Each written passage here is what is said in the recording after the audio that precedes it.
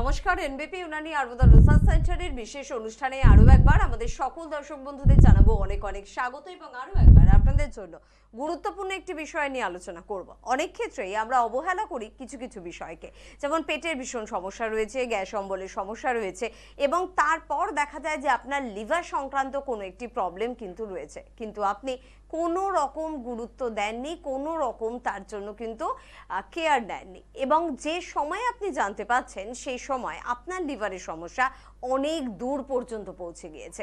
বেশিরভাগ ক্ষেত্রে লিভার নিয়ে আমরা আপনাদের ক্ষেত্রে বা আপনাদের জন্য সচেতনতা বাড়াতে চাই।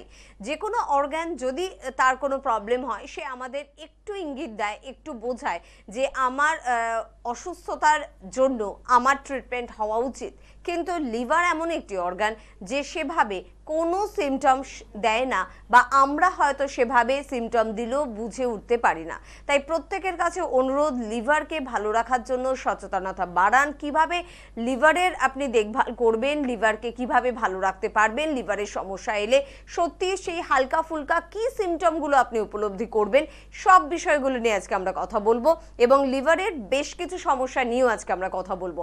অবশ্যই আমাদের সঙ্গে উপস্থিত রয়েছেন এনবিপি ইউনানি আয়ুর্বেদ রিসার্চ সেন্টারের সিএমও ডক্টর এন ভট্টাচার্য। প্রথমেই ম্যাডামকে জানাবো অনেক অনেক ধন্যবাদ এবং স্বাগত। নমস্কার।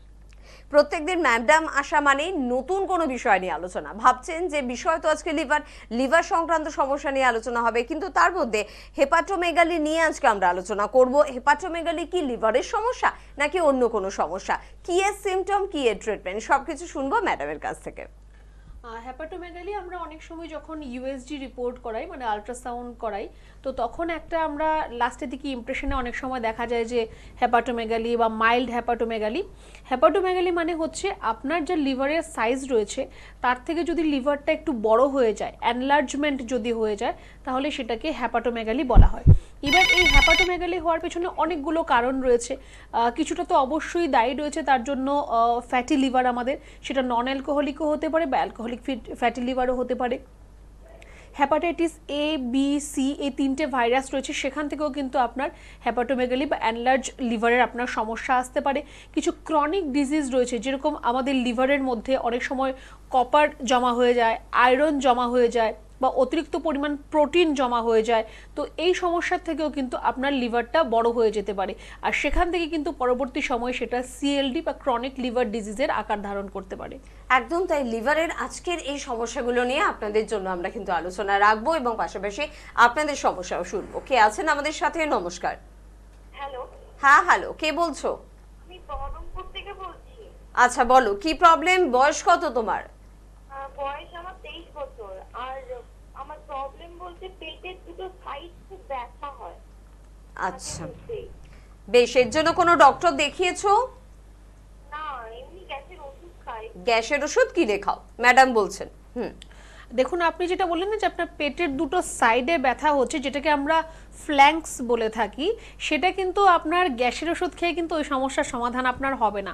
প্রথমত আপনি ফর ইওর থেকে চর্বিটাও অনেকটা বেড়েছে।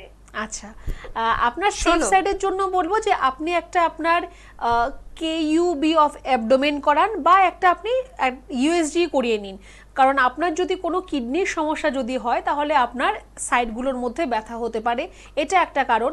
আর আরেকটা কারণ হচ্ছে এখানে যে আমাদের মাসেলগুলো যে আমাদের রয়েছে, যে আমাদের প্যারিটোনিয়াম ক্যাভিটি রয়েছে, যে মাসেলগুলো রয়েছে আমাদের অ্যাবডোমেনের মধ্যে, তার মধ্যে যদি কন্ট্রাকশন হয় তাহলেও কিন্তু আপনার সেখান থেকে ব্যথা হতে পারে। তো এটা আপনার গ্যাসের ব্যথার থেকে কিন্তু একদমই হচ্ছে না, এর কারণ অবশ্যই আলাদা রয়েছে। তো আপনি একটুখানি একটা আপনার ইউএসজি রিপোর্ট করিয়ে নিন আর একটু ফ্রি হ্যান্ড এক্সারসাইজ আপনি করুন। আর বহরমপুর আমাদের চেম্বার রয়েছে, আপনি যদি মনে করেন যে না এই সমস্যার জন্য আপনি আমাদেরকে দেখাতে চান, তো পরের সপ্তাহে খুব সম্ভবত 15 তারিখে আমাদের বহরমপুরে চেম্বার রয়েছে। একটুখানি আপনি হেল্পলাইন নাম্বারে ফোন করে আপনি একটু জেনে নিন যে কোথায় আর কখন এলে আপনি ডক্টরকে দেখাতে পারবেন, আপনি এসে একটু দেখা করতে পারেন। একদম স্ক্রিনে কিন্তু যাচ্ছে আপনাদের জন্য ফোন নাম্বার, একেবারে প্রথম থেকে বলবো 9830235527 বা 37, এই দুটি নাম্বারে কিন্তু ফোন করতে হবে, কাছাকাছি চেম্বার সম্পর্কে জানতে হবে, যোগাযোগ করতে হবে। তার আগে মন দিয়ে ম্যাডাম কি বলছেন একটু শুনুন। হেপাটোমেগালি এই সমস্যা নিয়ে আমরা কথা বলছিলাম, এবং এই সম্বন্ধে আর কি জানবো আমরা? একটু আমি সিমটমসগুলো বলবো, খুব কমন সিমটম এরকম আপনার পেটে ব্যথা হচ্ছে, বা আপনার হয়তো ইউরিনটা একটু ইয়েলোইশ হচ্ছে, বা আপনার স্কিনের কালার ইয়েলো হয়ে যাচ্ছে, আপনার একটা ভমিটিং টেন্ডেন্সি রয়েছে। তো অনেক ক্ষেত্রেই এরকম হলে অনেকে আমরা কি করি যে আচ্ছা পেট ব্যথা হচ্ছে তার জন্য পেট ব্যথার আমরা ওষুধ খেয়ে নিলাম, বমি ভাব হচ্ছে তার জন্য আমরা তার ওষুধ খেয়ে নিলাম। তো আপনি এই সিমটমসের মেডিসিন খেয়ে আপনার অ্যাজ সাচ কিন্তু কোনো লাভ হবে না, যদি এটা আপনার এনলার্জমেন্ট লিভারের সমস্যা হয়। আমাদের একটু খাওয়া দাওয়া একটু অনিয়ম হলেও আমাদের পেটে ব্যথা হয়, বা একটু আমাদের গ্যাস অম্বল বেশি হয়ে গেলেও আমাদের পেটে ব্যথা হয়। এটা যদি আপনার এরকম হচ্ছে যে সাডেন হঠাৎ করে এরকম একটা আপনার সমস্যা হলো, হঠাৎ করে আপনার একটু পেটে ব্যথা হলো, বা আপনার একটু খাওয়ার গন্ডগোলের জন্য একটু ভমিটিং হয়ে গেল, সেখানে আপনার ওই মেডিসিনগুলো কাজ করতে পারে। কিন্তু যদি এরকম হয় যে এই সিমটমসগুলো আপনার রিপিটেডলি হচ্ছে, মানে বারে বারে এই সমস্যাগুলো আপনার দেখা দিচ্ছে, তাহলে কিন্তু অবশ্যই আপনাকে একটা ইউএসজি রিপোর্ট করে নিতে হবে, একটা পেটের ছবি একটা করে নিতে হবে। তার থেকেই কিন্তু আপনার দেখা যাবে যে আপনার লিভারের কোনো সমস্যা আছে কিনা, বা অন্যান্য অর্গানেরও কোনো সমস্যা হচ্ছে কিনা। আমার চেনা প্রচুর মানুষ রয়েছে যারা প্রথম থেকে কিন্তু ম্যাডাম যে সিমটমগুলো বলছেন সেই সিমটমগুলোকে অবহেলা করেছেন, দিনের পর দিন নয়, বছরের পর বছর, শেষ পর্যন্ত লিভারের এমন পরিস্থিতি যে বেঁচে থাকাটাই খুব বড় প্রশ্ন চিহ্ন হয়ে দাঁড়িয়েছে। এরকম অবস্থা আমার বা আপনার যেন না হয়, সে কারণে এই অনুষ্ঠান কিন্তু আপনাদের জন্য রাখা। প্রত্যেকদিন এই সময় এই চ্যানেলে কিন্তু আমরা উপস্থিত হই আপনাকে সচেতন করতে। কে আছেন শুনবো। নমস্কার। আমি জগৎ থেকে বলছি। হ্যাঁ বলুন দাদা, কি প্রবলেম হচ্ছে? প্রবলেম বলতে আমি ডাক্তার কাছে গিয়েছিলাম 1 বছর আগে আমতলা চেম্বারে। আচ্ছা, ওটা সামান্য প্রবলেম ছিল। তবে কি প্রবলেম ছিল সেটা একটু বলুন। প্রবলেম বলতে এই যে আমার কোমরে ব্যথা ছিল। কোমরে ব্যথা ছিল, তো এখন কেমন আছেন? 2 বার যেতে ঠিক হয়ে গেছে, আমি ভালো আছি। আচ্ছা, বাহ, খুব ভালো খবর। তো কোমরে ব্যথা কমে গিয়েছে, আপনি ভালো আছেন। তো আজকে কি কোনো প্রশ্ন আছে ম্যাডামকে? না প্রশ্ন নয়, ডাক্তার জানতে চাইলাম ফের আমতলা চেম্বারে কিভাবে বসে, যেটাতে যাবো তো একটু দরকার আছে। আচ্ছা, আরেকবার বললাম ওই ডাক্তারের সাথে কথা বলবো। আচ্ছা, বেশ, শুনুন। আপনি তো আমতলা চেম্বারে এসেছেন বোধহয়, আপনি জানেন, এবং আপনি হেল্পলাইন নাম্বার নোট করুন। হতে পারে যে আবার কবে বসেন বা ডেটটা আপনি বারটা আপনি ভুলে গিয়েছেন। আমতলা চেম্বার মূলত বোধহয় বৃহস্পতিবার করেই হয়। তো বৃহস্পতিবার করে কিন্তু আমতলা চেম্বার হচ্ছে। যারা দক্ষিণ 24 পরগনা দিকের বন্ধুরা রয়েছেন আমতলা চেম্বারে যোগাযোগ করতে পারেন। আমার মুখের কথা শুনেই চলে আসবেন না প্লিজ, হেল্পলাইন নাম্বার নোট করবেন, ফোন করবেন, নাম লেখাবেন, তারপরে কিন্তু আসবেন। আমরা সিমটমগুলো কিন্তু মোটামুটি ম্যাডামের থেকে শুনলাম, আর কি জানবো এই সম্বন্ধে? হ্যাপাটোমেগালির আমি যেটা প্রবলেম প্রথমত বললাম যে আপনার লিভারের মধ্যে কপার ডিপোজিশন হতে পারে, বা আয়রন ডিপোজিশন হতে পারে, প্রোটিন ডিপোজিশন হতে পারে। তো এগুলো যেটা আপনারা রোজ যা খাওয়া দাওয়া আমরা করছি এর থেকে কিন্তু এই জিনিসগুলো আসছে। এরকম তো নয় যে আপনি আলাদা করে আপনি কপার খান বা আয়রন খান, এমন তো নয়। আমরা যে প্রত্যেকদিন আমরা যা খাওয়া দাওয়া করছি তার মধ্যেই এই ভিটামিন মিনারেলস এই সব কটা রয়েছে। আর যদি অতিরিক্ত পরিমাণ হয়ে যায়, অতিরিক্ত কোনো জিনিসই ভালো নয়। তো যদি অতিরিক্ত পরিমাণ যদি আপনার সেটা হয়ে যায়, ধরুন আপনার আয়রন ডিফিসিয়েন্সি রয়েছে, এবার আপনি তার জন্য অতিরিক্ত পরিমাণ আয়রন জাতীয় খাবার আপনি ইনটেক করছেন, সেটা কিন্তু আস্তে আস্তে গিয়ে আপনার লিভারের মধ্যে গিয়ে জমা হবে। সেটা জমা হতে হতে একটা স্তর সৃষ্টি করে দেবে। সেখান থেকে কিন্তু আপনার সিএলডি সমস্যা আসতে পারে, ক্রনিক লিভার ডিজিজের সমস্যা হতে পারে। শুধুমাত্র তাই নয়, আপনার লিভার সিরোসিসের মতোও কিন্তু একটা সমস্যা চলে আসতে পারে। আর এরকম হয়ে গেলে কিন্তু তারপর তার ট্রিটমেন্ট করা বা সেখান থেকে সুস্থ হওয়া কিন্তু খুব কঠিন বা খুব কষ্টের। একদম। কে আছেন পরের বন্ধু? নমস্কার। হ্যালো হ্যালো হ্যালো, হ্যাঁ বলুন, কে বলছেন? আমি দেবরা থেকে বলছি, দেবরা পশ্চিম মেদিনীপুর। পশ্চিম মেদিনীপুর। বলুন, কি প্রবলেম হচ্ছে? এই যে আমার দুটো ভাই, একজনের বয়স 14 আর একজনের বয়স 19। হুম দুজনকে থাইরয়েড আছে। হুম একজনের হচ্ছে 10.5, এটা 14। হুম আর হচ্ছে 19, আর হচ্ছে ওই 7 কত একটা। আচ্ছা দুজনেরই হচ্ছে ওভার ওয়েট। আচ্ছা, কি চাইছেন আপনি এখন? কোনো ট্রিটমেন্টে কি আছেন? মেডিসিন কি তারা খায়? হ্যাঁ হ্যাঁ, কি বলছেন? মেডিসিন তো খায়, দু ভাই মেডিসিন নেয় তো? বলতে ওই এরে খাচ্ছে এখন, ওই শুধু থাইরয়েডটাই খাচ্ছে। আচ্ছা, প্রশ্ন যে এনবিপি তে ভালো ট্রিটমেন্ট আছে কিনা, তাই তো?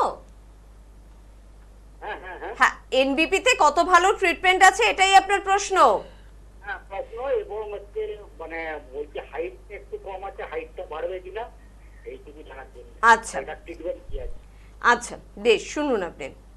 আচ্ছা, প্রথম কথা তো বলবো যে খুবই কম বয়স ওদের, আপনি যে বললেন, তো এত কম বয়সে থাইরয়েড হওয়া বা থাইরয়েড থাকাটা তো একদমই ভালো নয়। এবার প্রথম আপনাকে যেটা করতে হবে সেটা হচ্ছে ওদের থাইরয়েডটাকে আগে আপনার ঠিক করতে হবে। থাইরয়েড ঠিক করলে বডি ওয়েট, হাইট সবই ঠিক হয়ে যাবে। এখনও ওদের বোন অসিফিকেশনের টাইম রয়েছে, মানে এখনও লম্বা হওয়ার টাইম রয়ে গেছে।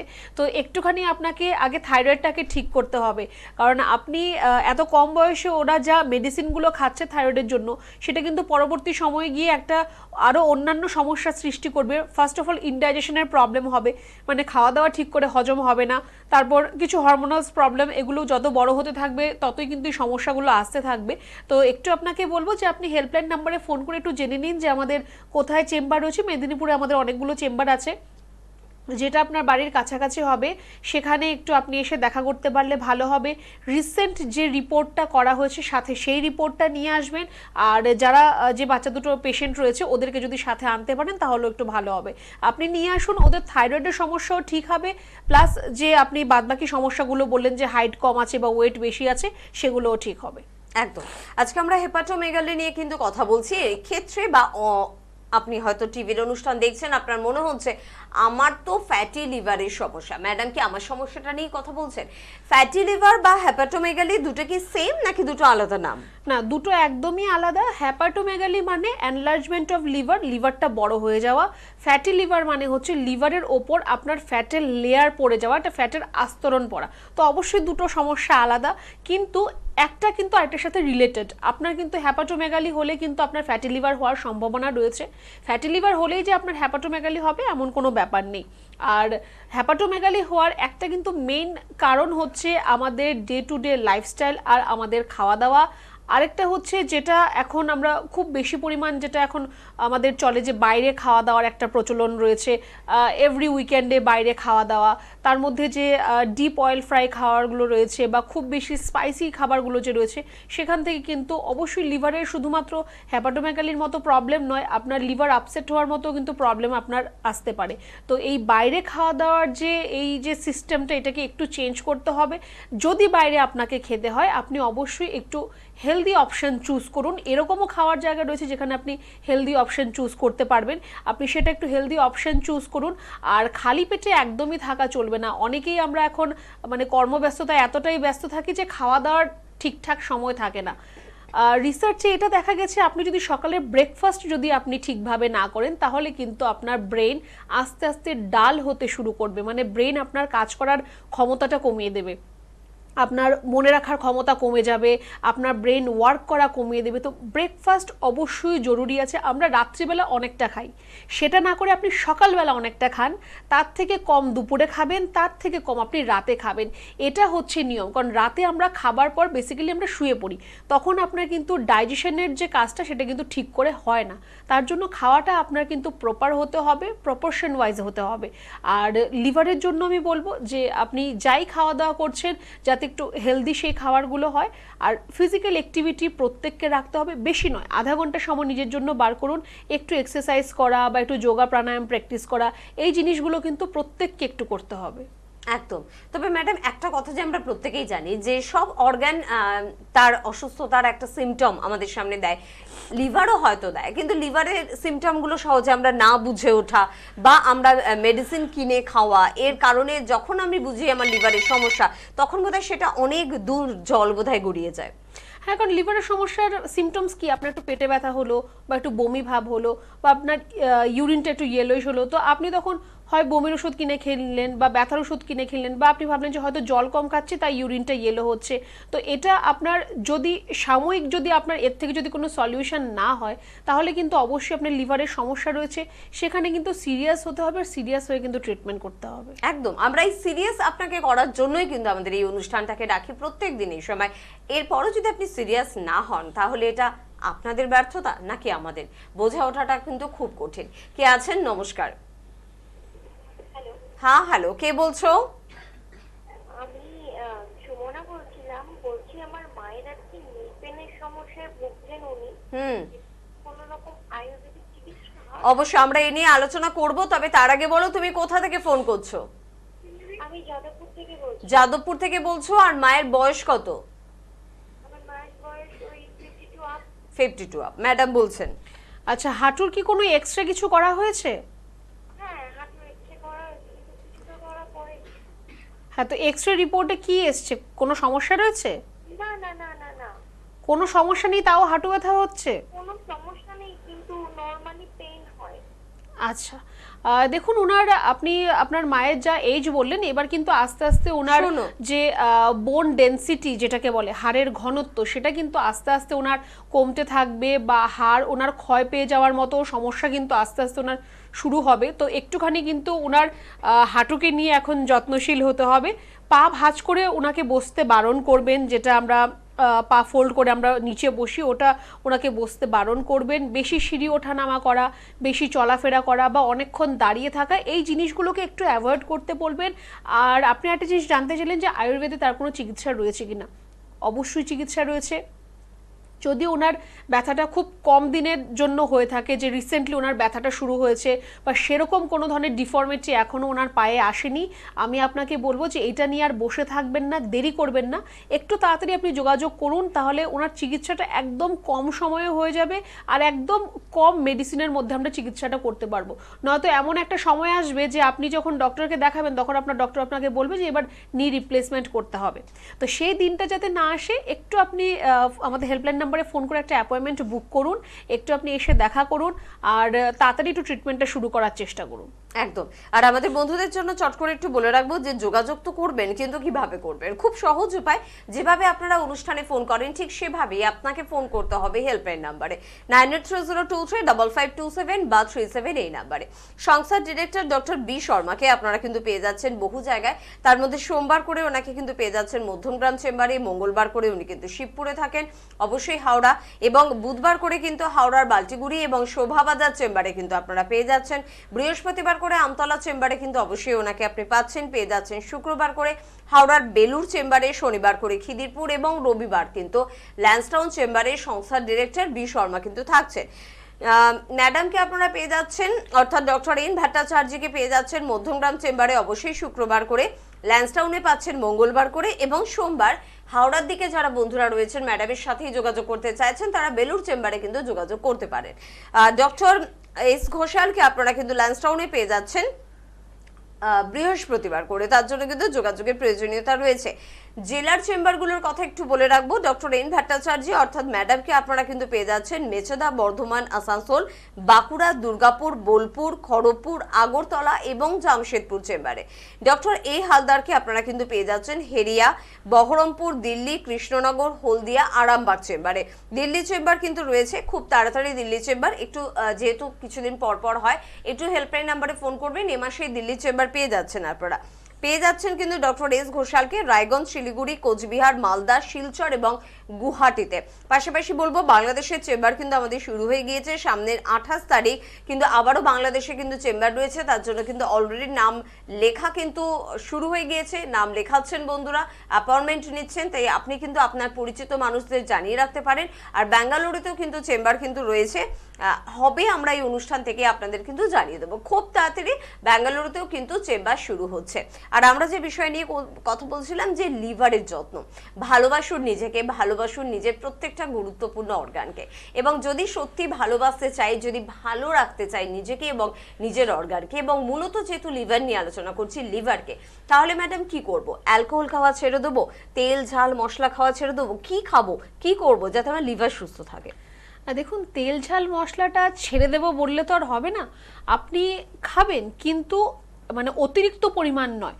অনেকের বাড়িতে প্রত্যেক দিনই মাছ, মাংস, ডিম এগুলো লেগেই আছে, বা যারা ভেজিটেরিয়ান তারাও খুব ডিপ অয়েল ফ্রাই, ভাজাভুজি এসবের মধ্যেই রয়েছে। এগুলোকে একটু কম করতে হবে, একটু অ্যাভয়েড করতে হবে। একদম না খাওয়ার কথা বলবো না, কিন্তু যতটা আপনি কম খাবেন ততটাই কিন্তু আপনার জন্য সেটা ভালো হবে।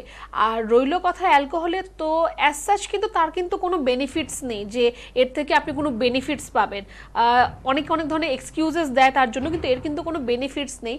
তো এটা যেটা অবশ্যই আপনার কিন্তু শুধুমাত্র লিভার নয়, আপনার কিন্তু শরীরের প্রত্যেকটা অর্গানের জন্য কিন্তু এটা ক্ষতিকারক। আপনার লিভার, আপনার কিডনি, আপনার প্যানক্রিয়াস, আপনার ব্রেন অ্যাজ ওয়েল অ্যাজ প্রত্যেকটার জন্য কিন্তু ক্ষতিকারক। তো এটাকে অবশ্যই বাদ দিতে হবে, কারণ লিভারের অনেক সমস্যা আমরা দেখেছি যে অ্যালকোহলিক পেশেন্টদেরও হচ্ছে, নন অ্যালকোহলিক পেশেন্টদেরও কিন্তু লিভারের সমস্যা আসছে। এবার নন অ্যালকোহলিক পেশেন্টদের ক্ষেত্রে ট্রিটমেন্ট করা সম্ভব, বা ওরা ট্রিটমেন্টের রেসপন্ড তাড়াতাড়ি করে। অ্যালকোহলিক যাদের প্রবলেম রয়েছে, অ্যালকোহলিক লিভার ডিজিজ যাদের রয়েছে, তাদের ক্ষেত্রে কিন্তু ট্রিটমেন্টে ওরা কিন্তু রেসপন্ডটা একটু কম করে। মানে লিভার তো না ঠিক এক্স্যাক্টলি কাজ করতে পারছে না, খাবারও হজম করতে পারছে না, মেডিসিনগুলোকেও হজম করতে পারছে না। মেডিসিন যদি হজমই না করতে পারে তাহলে তো মেডিসিন গায়েও লাগবে না, মেডিসিনের কোনো কাজও হবে না। তো তার জন্য অবশ্যই একটু অ্যালকোহল, স্মোকিং এগুলো থেকে একটু দূরে থাকা দরকার। আর অ্যাটলিস্ট আমি বলবো যে বছরে 2 বার বডি ডিটক্সিফিকেশন বা আপনার লিভারকে ডিটক্স করা, সেটা কিন্তু খুব দরকার রয়েছে। পঞ্চকর্মা থেরাপির মাধ্যমেই কিন্তু সেটা করা যায়। পঞ্চকর্মা থেরাপি মানে এই নয় যে আপনার গা হাত পায়ে ব্যথা আছে বা স্কিনের সমস্যা আছে তার জন্যই আপনি থেরাপি করবেন, ব্যাপারটা কিন্তু মোটো এরকম নয়। পঞ্চকর্মা থেরাপি মানে কিন্তু আপনার একটা বডি ডিটক্সিফিকেশন, সেখানে কিন্তু আপনার প্রত্যেকটা অর্গানকে ডিটক্স করা হয়। তো সেটাও কিন্তু আপনারা যারা সুস্থ রয়েছেন আপনারাও কিন্তু সেটা একটু নিতে পারেন। একদম। আর যেহেতু আমরা আজকে হেপাটোমেগালি নিয়ে আলোচনা করছি, যেহেতু আমরা আজকে লিভার নিয়ে আলোচনা করছি, লিভারের যত্ন নিয়ে আলোচনা করছি, সেখানে একটু সমস্যার সমাধানটা আরেকবার ম্যাডামের থেকে জানবো যে আপনার ফ্যাটি লিভার হোক বা হেপাটোমেগালির কোনো সমস্যা হোক, লিভারের ট্রিটমেন্টের জন্য এনবিপি ইউনানি আয়ুর্বেদ রিসার্চ সেন্টার কতটা এগিয়ে রয়েছে? দেখুন, আমি তো আমার প্রত্যেকটা প্রোগ্রামে একটা কথাই বলি যে আপনার পেটের যে কোনো সমস্যা হোক বা আপনার স্কিনের যে কোনো সমস্যা হোক, আপনি চোখ বন্ধ করে ভরসা করতে পারেন এনবিপির ওপর। আপনি যদি এখানে সঠিক সময় যে চিকিৎসা শুরু করেন সেটা আপনার জন্য ভালো, আমাদের জন্য ভালো, যে অল্প কয়েকদিনের মধ্যে আপনার ট্রিটমেন্ট হয়ে যাবে। যদি দেরিও হয়ে যায়, ভয়ের কোনো কারণ নেই। আমি লাস্ট সপ্তাহে বাঁকুড়াতে পেশেন্ট দেখে এসেছি, ওনার সিএলডি সমস্যা রয়েছে, ক্রনিক লিভার ডিজিজের সমস্যা রয়েছে, ওনার অ্যাসাইটিস হয়ে গেছে, মানে পেটে জল জমে গেছে, স্প্লিন বেড়ে আছে, কিন্তু পেশেন্ট কিন্তু আজকে ভালো আছে, পেশেন্ট আমাদের কাছে ট্রিটমেন্ট করার পর। তো আপনার যদি এরকম কোনো সমস্যা, ভয়ের কোনো কারণ নেই। আপনাকে শুধুমাত্র আপনার যা এতদিন ট্রিটমেন্ট হয়েছে তার প্রেসক্রিপশন আর রিপোর্টস এগুলো নিয়ে এসে একবার একটু দেখা করতে হবে। তারপর আমরা আপনাকে যেরকমভাবে গাইডলাইন দিয়ে দেবো যে আপনি কি খাবেন, কি খাবেন না, কিভাবে থাকবেন, কি করবেন না, সেটা আপনাকে কিন্তু একদম মেনটেন করতে হবে। তার পাশাপাশি মেডিসিনটাকে আপনার ঠিক করে মেনটেন করতে হবে। একদম। পরের বন্ধুর সঙ্গে একটু কথা বলবো। কে আছেন? নমস্কার। নমস্কার ম্যাডাম, আমি হাওড়া থেকে বলছি। হাওড়া থেকে বলছেন, বলুন কি প্রবলেম? আমার বয়স 50, আনম্যারেড। 3 বছর হলো আমার একদম ঘুম হচ্ছে না, একটু শরীরটা দিনের দিন রোগা হয়ে যাচ্ছে। আচ্ছা, 50 বছর বয়স বললেন, তাই তো? ঘুম হচ্ছে না, এটা আপনার সমস্যা? ঘুম হচ্ছে না, কিন্তু খিদে খুব। খিদে খুব, ঘুম হচ্ছে না। একটানা করে কিছু রেজাল্ট হচ্ছে না। আচ্ছা, আপনার প্রেশার, সুগার, থাইরয়েড এসবের কোনো সমস্যা রয়েছে কি? থাইরয়েড আপডাউন হচ্ছে 9, 10, 13 এরকম 2021 সাল থেকে। তো থাইরয়েডের আপনি মেডিসিন খাচ্ছেন এখন? হ্যাঁ, খাচ্ছি তো। হ্যাঁ। আচ্ছা, থাইরয়েডের মেডিসিন চলছে, তারপরেও আপনার থাইরয়েডটা আপনার কন্ট্রোলের মধ্যে নেই, তাই তো? না। আচ্ছা, আর সুগারের কোনো সমস্যা রয়েছে? না, সুগার ওকে। 21 সাল থেকে 18 সাল থেকে সুগার আচ্ছা, 95-94 মধ্যে। বেশ। দেখুন, আপনার মেইন প্রবলেম হচ্ছে আপনার থাইরয়েড। আপনি যে বললেন না যে আপনার মানে আপনি রোগা হয়ে যাচ্ছেন বা আপনার প্রচুর খিদে পাচ্ছে, আপনার এর জন্য একমাত্র দায়ী হচ্ছে আপনার থাইরয়েড। আপনার থাইরয়েডটাকে আগে ঠিক করতে হবে। আপনার থাইরয়েডটা আপনার মেডিসিন খাওয়ার পরেও কিন্তু অনেকটা বেশি রয়েছে। তো মেডিসিন খেলে অ্যাটলিস্ট আপনার কমবে বা আপনার লেভেলের মধ্যে থাকবে, কিন্তু আপনারটা কিন্তু বেড়ে রয়েছে। তো তার জন্য আপনার থাইরয়েডটাকে আগে ঠিক করতে হবে। চিন্তার কোনো কারণ নেই। আপনি থাইরয়েডের কি মেডিসিন খাচ্ছেন বা লেটেস্ট আপনার থাইরয়েডের কত কি রেঞ্জ রয়েছে সেগুলো আপনি নিয়ে এসে একবার আমাদের চেম্বারে একটু যোগাযোগ করুন। বেশি দিন সময় চাইবো না আপনার থেকে, 16 থেকে 20 সপ্তাহ সময় চাইবো, আপনার থাইরয়েড একদম ঠিক হয়ে যাবে, চিন্তার কোনো কারণ নেই। থাইরয়েড ঠিক হয়ে গেলে আপনার যে বলছেন রোগা হয়ে যাচ্ছেন বা আপনার প্রচুর খিদে পাচ্ছে, ঘুম হচ্ছে না, এগুলো সব আপনার ঠিক হয়ে যাবে। একদম। আর এই টেনশন বেশি করলে কিন্তু আবার রাতের ঘুম আপনার নষ্ট হয়ে যাবে। তাই প্রত্যেককে বলবো, সমস্যা আসতেই পারে, জটিল কঠিন সমস্যা আসতে পারে, ক্রিটিক্যাল বা ক্রনিক ডিজিজ যাই হোক না কেন, ট্রিটমেন্ট রয়েছে এনবিপি ইউনানি আয়ুর্বেদ রিসার্চ সেন্টারের কাছে, এবং অবশ্যই এখানে রয়েছে অত্যাধুনিক মেডিসিন। অত্যাধুনিক আয়ুর্বেদ মেডিসিন, এটা কিন্তু খুব গুরুত্বপূর্ণ। ম্যাডামের থেকে এই বিষয়টা একটু জানতে চাইবো যে একটা আমাদের ধারণা ছিল যে আয়ুর্বেদ মানে জড়িবুটি, আয়ুর্বেদ মানে খুব স্লো কাজ করে, কিন্তু বর্তমানে কি আয়ুর্বেদ মেডিসিনের সেই ডেফিনেশনটা আছে নাকি একদম পাল্টে গিয়েছে আয়ুর্বেদের সংখ্যা? একদমই নয়, এখন এত পরিমাণ রিসার্চ চলছে, এত ধরনের পেশেন্টরা রয়েছে, এত এত নতুন ভ্যারাইটি অফ ড্রাগস চলে এসছে যে এখন কিন্তু ওই যে থিঙ্কিংটা এটা কিন্তু আর নেই যে এখন আয়ুর্বেদ মানেই গাছের লতাপাতা দিয়ে ওষুধ হবে বা খুব স্লো কাজ করবে, এরকম ব্যাপার একদমই নেই। জেনারেশন ওয়াইজ মেডিসিনগুলো চেঞ্জ হয়। অ্যালোপ্যাথ মেডিসিনে যেমন 3rd জেনারেশন 4th জেনারেশন এরকম রয়েছে, আয়ুর্বেদও সেম জিনিসটাই কিন্তু রয়েছে। আগে যে মেডিসিনসগুলো শুধুমাত্র হাতে বানানো হতো, এখন তার মেশিন রয়েছে, এখন সব ট্যাবলেট ফর্মে চলে আসছে। আগে গোল গোল গুলির মতো আসতো, এখন সব ট্যাবলেট ক্যাপসুল ফর্মে এখন তৈরি হচ্ছে, পাউডার সিরাপ সব ফর্মে এখন চলে আসছে। এখন অনেকটাই অ্যাডভান্স হয়ে গেছে। আর ওই ব্যাপারটা তো একদমই নেই যে স্লো কাজ করবে বা শুধুমাত্র এর মধ্যে পাতা রয়েছে বা শেকড় রয়েছে, এরকম ব্যাপার একদমই নেই। একদম। আর মূলত মারা মেয়েদের ক্ষেত্রে ভীষণ যত্নশীল হয় যে আমার মেয়ের লিভারের সমস্যা হলো না তো, তাহলে তো মেয়ের স্কিনটা খারাপ হয়ে যাবে, বিয়ে দেবো কিভাবে, বা তার সৌন্দর্যে ঘাটতি পড়বে। সত্যি লিভারের সাথে আমাদের সৌন্দর্যের কি কোনো যোগাযোগ রয়েছে? সৌন্দর্য বলবো না, লিভারের সাথে অবশ্যই আপনার স্কিনের একটা যোগাযোগ রয়েছে। আপনার লিভারে যদি সমস্যা হয় সেটা আপনার স্কিনের মধ্যে দেখা দেবে, যে আপনার স্কিনটা হয়তো একটু ডাল মনে হবে বা রাফ মনে হবে, এরকম প্রবলেম কিন্তু আপনার স্কিনের আসতে পারে। তো যদি এরকম কোনো সমস্যা হয়, আগে আপনার লিভারকে ঠিক করুন, স্কিন তো আপনার এমনি ঠিক হয়ে যাবে। কারণ আপনার লোকাল অ্যাপ্লাই করে যতটা আপনার কাজ হবে, তার থেকে আপনার ইন্টারনাল মেডিসিনস থেকে কিন্তু বেশি কাজ হবে।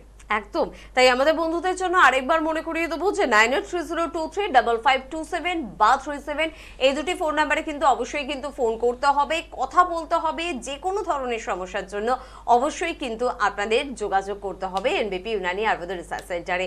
লিভারের সমস্যা বা অনেক ক্ষেত্রে দেখা যায় যে আমার মনে হচ্ছে যে আমার অস্থির সমস্যা, মানে আমার ক্যালসিয়ামের একটু ঘাটতি রয়েছে, তো কিনে খেয়ে নেবো না, কেন ডক্টরের কাছে যাব? লিভার হোক বা আপনার ক্যালসিয়ামের ঘাটতি হোক বা ভিটামিনের জন্য হোক, কোনো কিছুর জন্য কিনে মেডিসিন খাবেন না। এটা দীর্ঘদিন ধরে এই অনুষ্ঠানের মধ্যে থেকে কিন্তু আমরা জানানোর চেষ্টা করছি। এবং তার পাশাপাশি কলকাতা বলুন, হাওড়া বলুন বা আমাদের রাজ্যের বাইরে বলুন, এমনকি দেশের বাইরেও কিন্তু এখন প্রচুর চেম্বার কিন্তু রয়েছে এনবিপি ইউনানি আয়ুর্বেদ রিসার্চ সেন্টার। এবং এতগুলো চেম্বার হওয়ার একটাই কারণ যে চাহিদা কিন্তু রয়েছে এনবিপির প্রতি মানুষের ভরসা রয়েছে। লিভারের জন্য কি নিজে কোনো লিভার টনিক বা লিভার ট্যাবলেট কিনে খেয়ে নেওয়া উচিত? একদমই উচিত নয়। এটা আমি অনেককেই করতে দেখেছি, যে লিভারের সমস্যা রয়েছে, কোনো একটা অ্যাড দেখে বা কারোর থেকে শুনে বা দোকান থেকে নিয়ে একটা কোনো মেডিসিন খেয়ে নেওয়া, এটা কিন্তু একদমই উচিত নয়। কারণ আপনার লিভারের কন্ডিশন আর যিনি বলছেন বা যে মেডিসিনের দোকান থেকে দিচ্ছে বা যা অ্যাড হচ্ছে, সেটা কিন্তু ডিফারেন্টও হতে পারে। তো তার জন্য অবশ্যই প্রয়োজন রয়েছে একটু ডক্টরের সাথে কনসাল্ট করার। সেটা আপনি যদি এনবিপিতে করান খুব ভালো, বা যে কোনো ডক্টরের সাথে একটু কনসাল্ট করার দরকার রয়েছে। তারপর আপনি মেডিকেশনটা আপনি শুরু করুন, সেটা আপনার জন্য ভালো হবে। আর লিভার সমস্যা এমন একটা সমস্যা, অনেক ক্ষেত্রে দেখা যায় ছোট বাচ্চাদের মধ্যেও হয়তো এই সমস্যার সূত্রপাত শুরু হচ্ছে, অর্থাৎ পেটের সমস্যা শুরু হচ্ছে, স্কিনের কিছু প্রবলেম শুরু হচ্ছে, সবকিছুর জন্য অর্থাৎ বাচ্চাদের জন্য কিন্তু এনবিপি ইউনানি আয়ুর্বেদ রিসার্চ সেন্টারে খুব ভালো ট্রিটমেন্ট রয়েছে। আর যারা পৌঁছে যান এনবিপি ইউনানি আয়ুর্বেদ রিসার্চ সেন্টারে, তারা তো সব সময় এনবিপির ভূয়সী প্রশংসা করে। তো এরকম কিছু প্রশংসার বার্তা আমরা শোনাবো এবং তারপর ফিরে আসবো অনুষ্ঠানে। আপনার নাম? ঝর্ণা বোস। কোথায় বাড়ি আপনার? আমার হাওড়া ডুমুরজলা। কি রোগে ভুগছেন আপনি? আমি হাঁটু আরো অনেক রকম প্রবলেম। হাঁটু ব্যথায় ভুগছিলেন তো? হ্যাঁ। মানে অস্টিওআর্থ্রাইটিস। হ্যাঁ। কতদিন ধরে এই রোগে ভুগছেন? এটা আমার যে 5 বছর 6 বছর। 5 বছর ধরে। আগে কোথাও ট্রিটমেন্ট করিয়েছিলেন? হ্যাঁ হ্যাঁ। সেখানে কোনো সুরাহা পেয়েছিলেন এই রোগে? ওই যখন ওই ফিজিওথেরাপিটা করলাম, হ্যাঁ তখনই একটু ভালো ছিলাম, তারপর আবার মানে ফিজিওথেরাপি আর ওষুধ যতক্ষণ খাচ্ছেন ভালো থাকছেন, তারপর আবার যেরকম কি সেরকম। হ্যাঁ। এখন ডক্টর বি শর্মার ট্রিটমেন্টে আপনি কতদিন রয়েছেন? এগুলো মাস দিয়ে খাবো। 2 মাস। 2 মাস মেডিসিনে আপনি খেয়ে এখন কতটা সুস্থ বোধ করছেন? একটু ভালোই বোধ করি। মানে আগের থেকে অনেক ভালো আছেন, তাই তো আপনি? হ্যাঁ। নাম? মায়া সাহা, কোথায় বাড়ি আপনার? ব্যারাকপুর। কি হয়েছে আপনার? আমার হয়েছে lumber spondylosis, osteoarthritis, cervical spondylosis. হ্যাঁ। এই যে 3টে যে রোগ আপনার হয়েছে, হ্যাঁ। এই 3টে রোগের ট্রিটমেন্ট কোথাও করিয়েছিলেন? 3টে রোগের ট্রিটমেন্ট এমনিতে অ্যালোপ্যাথিকে ট্রিটমেন্ট করাতেন? না না না, করাতেন না। হোমিওপ্যাথিকে? হোমিওপ্যাথিকে করাতাম। তাতে কোনো সুরাহা পেয়েছিলেন? মাঝে মাঝে সুরা পেতাম, আবার মানে মাঝে যতক্ষণ ওষুধ খেতেন হ্যাঁ, ভালো থাকতেন, আবার হ্যাঁ, যেই হ্যাঁ। কি সেই। হ্যাঁ, এখন আপনি ডক্টর বি শর্মার ট্রিটমেন্টে কেমন আছেন? হ্যাঁ, ভালোই আছে। ভালো আছেন তো? আগের থেকে আপনার ব্যথা বেদনাগুলো কম আছে? হ্যাঁ। তোমার নাম? রুনা মান্না, কোথায় বাড়ি? সলভ বাজার। কি হয়েছিল তোমার? আমার মাইগ্রেনের বহুদিন ধরে সমস্যা হচ্ছে। কতদিন ধরে এই রোগে ভুগছিলে? আমি বুঝছিলাম এটা 8-9 বছর হলো। এর আগে কোনো জায়গায় ট্রিটমেন্ট করিয়েছিলে? এর আগে ট্রিটমেন্ট করেছি, অনেক ওষুধও খেয়েছি, কিন্তু ভালো ফল পাইনি। ডক্টর বি শর্মা ট্রিটমেন্টে তুমি এখন কতদিন আছো? ডক্টর বি শর্মা ট্রিটমেন্টে আছি আমি 14 দিন। 14 দিনে ওষুধ খেয়ে এখন অনেকটা সুস্থ বোধ করছো? অনেকটা সুস্থ বোধ করছি। এনবিপি ইউনানিয়ান রিসার্চ সেন্টারে তুমি ট্রিটমেন্টে ভালো আছো? হ্যাঁ, আমি এখন অনেক ভালো আছি। এই যন্ত্রণাটা রেগুলার হয়, সেটা হচ্ছে না। নাম? সঞ্জশ্রী সানা, কোথায় বাড়ি আপনার? বসিরহাট থেকে বলছি। কি হয়েছিল আপনার? আমার ওই বাইক থেকে পড়ে গেছিলাম, গিয়ে 12 নম্বর ঘাটটা আমার ফ্র্যাকচার ছিল, আর ঘাড়ে কোমরে, তারপরের থেকে ঘাড়ে কোমরে আমার স্পন্ডিলাইটিস আছে। স্পন্ডিলাইটিস? হ্যাঁ, আছে। তার জন্যে আমি অ্যালোপ্যাথি ডাক্তার দেখিয়েছি কিছুদিন ধরে, কিন্তু ওষুধ খেলে ভালো থাকি, না খেলে আবার ব্যথা বা যন্ত্রণা। আচ্ছা, ডক্টর বি শর্মার ট্রিটমেন্টে আপনি কতদিন আছেন? আমি মাসখানেক ওষুধ খেয়েছি। মানে 1 মাস ওষুধ মাস খেয়েছেন? ওষুধ খেয়েছি। পঞ্চকর্ম নিয়েছিলেন? আয়ুর্বেদিকের না, যে একটা পার্ট আছে? না, আচ্ছা, পঞ্চকর্ম ছাড়া ওষুধের দ্বারা আপনি 1 মাসে এখন যন্ত্রণার ব্যথা থেকে কতটা মুক্তিতে আছেন? এখন মানে যন্ত্রণা ব্যথা থেকে অনেকটাই আগের থেকে অনেক, মানে আগের থেকে অনেকটাই ভালো আছেন? ভালো ডক্টর আছি। বি শর্মা ট্রিটমেন্টে ভালো ট্রিটমেন্টে, আছেন? হ্যাঁ।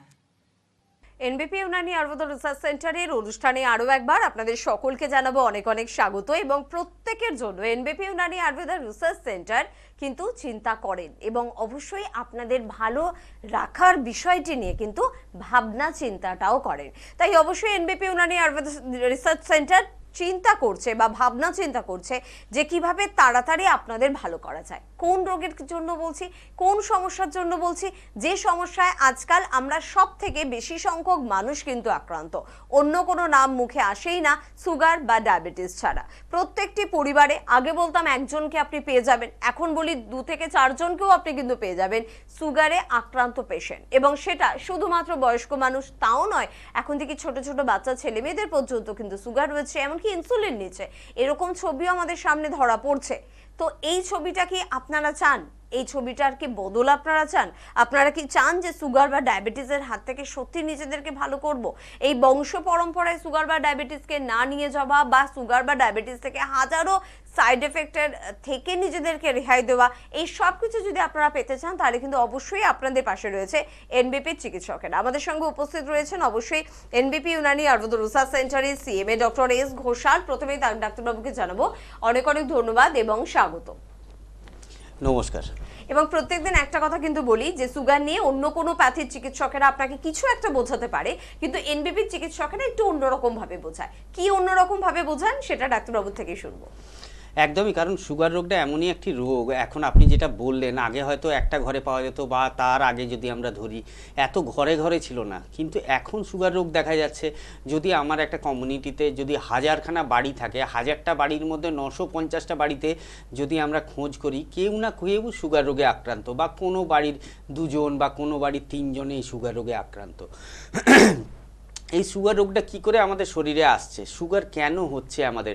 অনেকে বলে কি সুগার বেশি মিষ্টি খাবি না বা বেশি আলু খাবি না, বেশি ভাত খাবি না, তাহলে তো সুগার হতে পারে। একদমই ভুল কথা। যেমন বাচ্চাদের বলা হয় বেশি চকলেট খাবি না তাহলে দাঁতে পোকা হবে, একদমই ঠিক কথা নয়। দাঁতে ওটাকে ডেন্টাল কেরিজ বলা হয়, দাঁতের পোকা না। তো সুগার রোগের সম্বন্ধেও আমাদের এরকম একটা ভুল ধারণা আছে কি আমরা মিষ্টি খেলে, আলু যদি বেশি করে খাই, ভাত যদি বেশি খাই তাহলে সুগার হয়, একদমই নয়। সুগার রোগটা আসছে 2-3 জায়গা থেকে। একটা প্রথম তো হেরিডিটারি সুগারটা আসছে। 2 নম্বর কথা কি হচ্ছে, আমাদের যেখান থেকে ইনসুলিনটা সিক্রেট হচ্ছে, যেটা ব্লাডের মধ্যে সুগারের মাত্রাটাকে নর্মাল রাখে, সেই ইনসুলিনটা যেখান থেকে সিক্রেট হচ্ছে সেটার নাম হচ্ছে প্যানক্রিয়াস, সেই অর্গানটার নাম।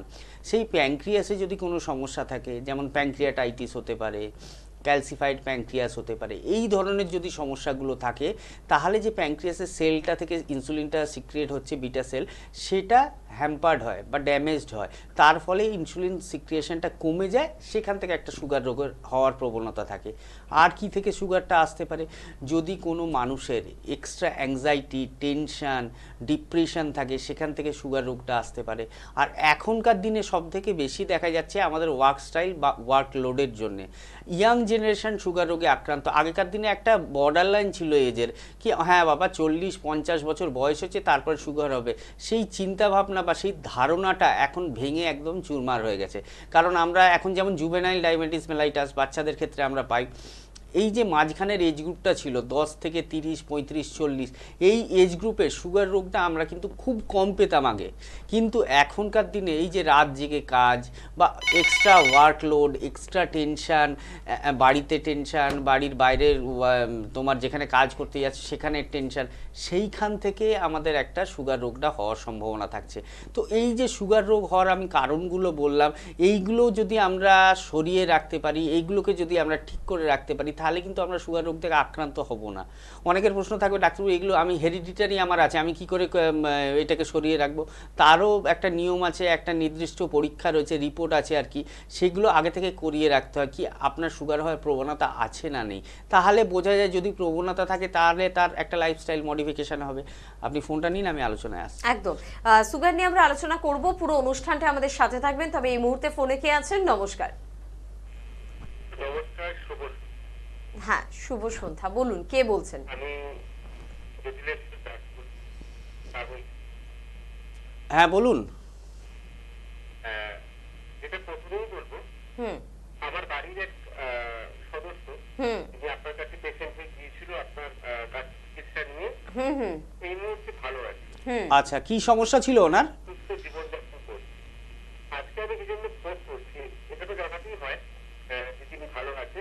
আমার একটা সমস্যা, সেটা হচ্ছে হৃদয়ে মানে সমস্যা দেখা দিচ্ছে, যেটা হচ্ছে খাওয়া দাওয়ার পর কোনো কিছু ঠিকঠাক হজম হচ্ছে না, আর রাতে ঠিকঠাক ঘুম হচ্ছে না। আচ্ছা, একটা সমস্যা দেখা দিচ্ছে, যেটা হচ্ছে পেটে মাঝে মাঝে ভীষণ ব্যথা করছে। বয়স কত এখন? এই সমস্যা দূর করার জন্য কি করতে হবে যদি একটু? হ্যাঁ, এখন আপনার বয়স কত?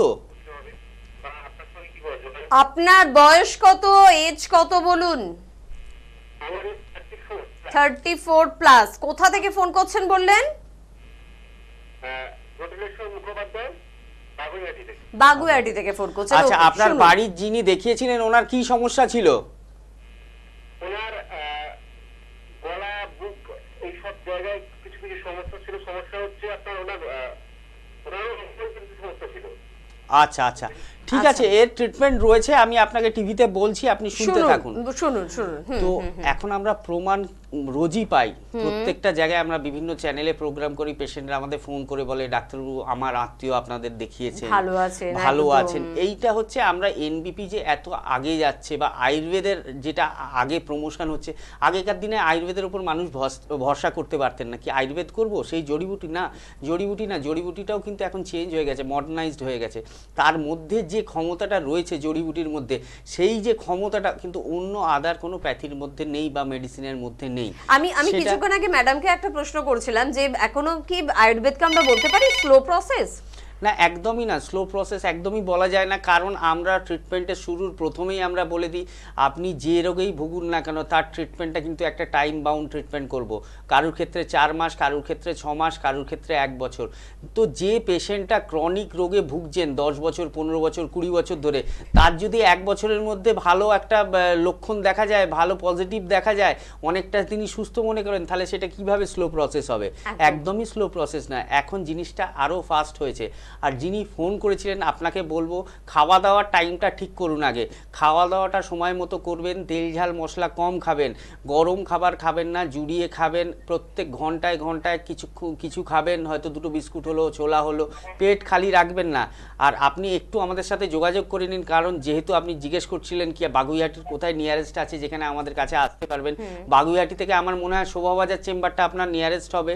শোভাবাজার চেম্বারে আসবেন, এসে একবার দেখিয়ে নেবেন, আপনার আপনার বাড়ির আত্মীয় যেরকম ভালো রয়েছে আপনিও অবশ্যই ভালো থাকবেন। এটা একটা জিইআরডি সমস্যা, যেটাকে আমরা গ্যাস্ট্রোইসোফেজিয়াল রিফ্লেক্স ডিসঅর্ডার বলি, বা অ্যাসিডিটির প্রবলেম একটা, যেখানটা কি হয় আমাদের স্টমাকে যেটা গ্যাস্ট্রিক জুস রয়েছে আয়ুর্বেদ মতে যেটাকে বলা হয় জঠরাগ্নি বা পাচকাগ্নি, সেটা কমে গেলে আমাদের খাবারটা ঠিকঠাক হজম হয় না। আর যে ব্যথাটা বলছিলেন মাঝে মাঝে হয়, সেটাও দেখবেন আস্তে আস্তে চলে যাবে যদি এই সমস্যাটাকে আমরা ঠিক করতে পারি। তো একটু নিচে দেখুন হেল্পলাইন নাম্বার যাচ্ছে দুটো, একটু নাম্বারটায় কন্ট্যাক্ট করে নিয়ে একটা শোভাবাজার, আমরা প্রত্যেক বুধবার করে শোভাবাজার বিকেল 4টে থেকে 7টা অবধি থাকি চেম্বারে, একবার এসে দেখা করবেন, অবশ্যই দেখবেন ভালো থাকবেন। একদম। আর পরের বন্ধুর সঙ্গে একটু কথা বলে নেবো, কে আছেন বলবেন। নমস্কার।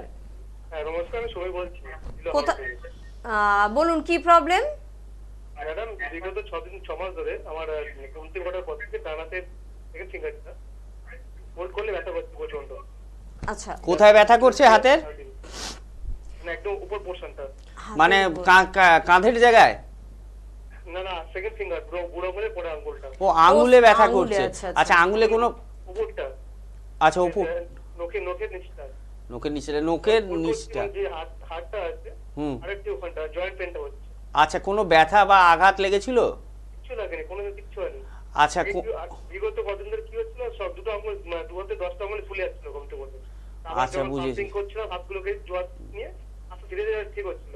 আঙুলগুলো ডানাতে সেকেন্ড আঙুলটা দেখা করছে। আচ্ছা এবার আমার কথাটা শুনুন, যেগুলো জিজ্ঞেস করছি উত্তর দিন। বলছি আঙুলগুলো যেটা ফোলা লক্ষ্য করছেন সেটা কি শুধু হাতের আঙুলে হয়েছে না পায়েও হয়েছে?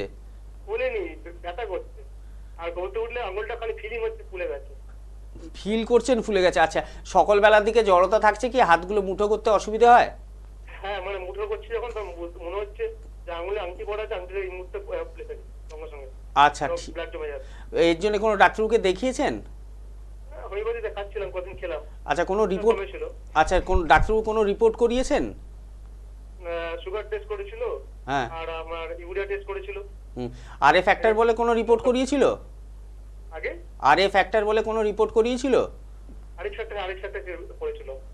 কত ছিল? সেটা তো বলতে পারবো না, কিন্তু বললো ডাক্তার নরমালি আছে। আচ্ছা আরএ ফ্যাক্টর, আরএইচ ফ্যাক্টর নয় কিন্তু? হ্যাঁ হ্যাঁ আরেক ফ্যাক্টর। আরএইচ ফ্যাক্টর বলছেন? আরএইচ না আরএ? আরেক বলছি। আচ্ছা আচ্ছা ঠিক আছে, এটা এক ধরনের বাতজ ব্যাধি। শুনতে আপনি থাকুন। শুনতে থাকুন, আমি বলে দিচ্ছি কি করলে ভালো হয়। তো আমরা মাঝে মাঝে একটা রোগ নিয়ে আলোচনা করি যেটাকে বলা হয় রিউমাটয়েড আর্থ্রাইটিস, যেটাকে আমবাত বলা হয়। অনেক ক্ষেত্রে যদি আমরা আরএ ফ্যাক্টরটা টেস্ট করি, আরএ ফ্যাক্টর নর্মাল রেঞ্জ হচ্ছে 15 থেকে 20, অনেক জায়গায় 10, বিভিন্ন ল্যাবে বিভিন্ন রিয়েজেন্টের উপর এটা ডিপেন্ড করে। আমরা যদি সেটাকে রিপোর্ট করি, অনেক পেশেন্টে দেখা যায় নেগেটিভ, কিন্তু রিউমাটয়েড আর্থ্রাইটিসের লক্ষণ তার মধ্যে আছে। হাতের আঙুলে ব্যথা হচ্ছে, খাবার হজম হচ্ছে না, পায়খানা পরিষ্কার হচ্ছে না, আঙুলগুলো ফুলে যাচ্ছে, স্মল জয়েন্টগুলো পেন করছে। তো সেখানে আমরা রিউমাটয়েড আর্থ্রাইটিস কি বলবো? কারণ রিউমাটয়েড আর্থ্রাইটিস আমরা জানি দু ধরনের। এক ধরনের রিউমাটয়েড আর্থ্রাইটিস নয় যেটা শুধুমাত্র আরএ ফ্যাক্টর পজিটিভ থাকলেই তাকে রিউমাটয়েড আর্থ্রাইটিস বলবো, একদমই নয়। আর আরএ ফ্যাক্টরের পাশাপাশি আর একটা রিপোর্টও করাতে হয় যেটাকে বলা হয় অ্যান্টি-সিসিপি, সেই রিপোর্টটাও আপনার করানো দরকার রয়েছে। আর এবার কথা হলো, যখন আরএ ফ্যাক্টর নেগেটিভ কিন্তু আপনার এই লক্ষণগুলো পাওয়া যাচ্ছে যেগুলো রিউমাটয়েড আর্থ্রাইটিসের লক্ষণের সাথে মিলে যাচ্ছে, যেটাকে আমবাত বলি আমরা আয়ুর্বেদে, সেটাকে বলা হয় সেরো নেগেটিভ রিউমাটয়েড আর্থ্রাইটিস। কি বলা হয়? সেরো নেগেটিভ রিউমাটয়েড আর্থ্রাইটিস। আর যেখানে আরএ ফ্যাক্টরটা পজিটিভ থাকবে সেটাকে বলা হয় সেরো পজিটিভ রিউমাটয়েড আর্থ্রাইটিস। তো যদি আরএ ফ্যাক্টর নেগেটিভ থাকে তাহলেও কিন্তু আপনার রিউমাটয়েড আর্থ্রাইটিস হওয়ার সম্ভাবনা রয়েছে। সেগুলো আপনার লক্ষণের উপর ডিপেন্ড করবে, আরও কিছু রিপোর্টের উপর নির্ভর করবে। আপনাকে আমি বলবো 6 মাস চলে গেছে, রোগটা হয়তো সবে শুরু হচ্ছে, আপনি ট্রিটমেন্ট করছেন ডাক্তারবাবুর কাছে একটা প্যাথিতে, সেখানে যদি উপকার পেয়েছেন সেখানে ট্রিটমেন্ট করান। আর যদি মনে হয় না এর থেকে আরেকটু বেটার হলে ভালো হতো, আর একটু ফার্দার ট্রিটমেন্ট করালে ভালো হতো যাতে আমি একদম ঠিক হতে পারি, বা আয়ুর্বেদের যদি হাত ধরতে চান, আমি আপনাকে বলবো আয়ুর্বেদের হাত ধরুন, এনবিপিতে একবার এসে দেখান। কারণ রোগকে প্রথমেই তাকে মেরে ফেলতে হয়, রোগকে কখনোই পুষতে নেই।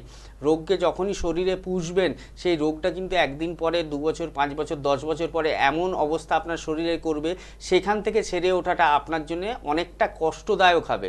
তো রোগটা যখন শুরু হয়েছে সবে, এখনই ট্রিটমেন্টটা স্টার্ট করুন। এবং আয়ুর্বেদের মধ্যে এমন কিছু মেডিসিন রয়েছে যেগুলো রিউমাটয়েড আর্থ্রাইটিসের মতো রোগ, যেটাকে আমরা আমবাত বলি, যেটাকে একদম টোটাল কিওর করে দেয়, যেটা অন্য প্যাথিতে সম্ভব নয়।